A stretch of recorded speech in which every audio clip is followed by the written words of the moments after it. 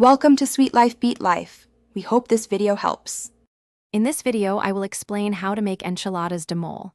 First, gently warm 2 cups of your favorite prepared mole sauce in a saucepan over low heat.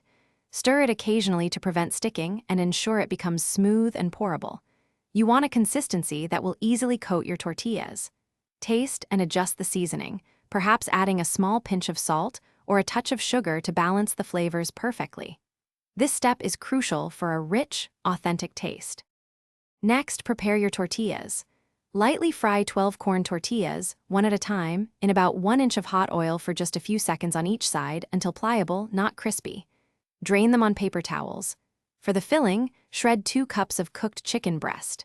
Now, dip each warm tortilla into the prepared mole sauce, ensuring both sides are coated but not oversaturated. This keeps them soft and flavorful. Now for assembly. Place about 2 tablespoons of the shredded chicken, filling down the center of each mole-coated tortilla. Carefully roll each tortilla tightly and arrange them seam-side down in a 9 by 13-inch baking dish.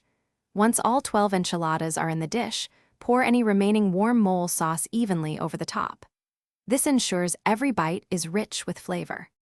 Finally, bake your enchiladas in a preheated oven at 375 degrees Fahrenheit for about 20 minutes, or until they are thoroughly heated through and bubbling. Once out of the oven, garnish generously with crumbled cottage cheese, a sprinkle of fresh cilantro, and thinly sliced red onion for a pop of color and flavor. Serve immediately and enjoy your delicious homemade enchiladas de mole. Don't forget to check the description below for a link to the Owala water bottle and other great deals. Thanks for watching. Consider subscribing if we helped you.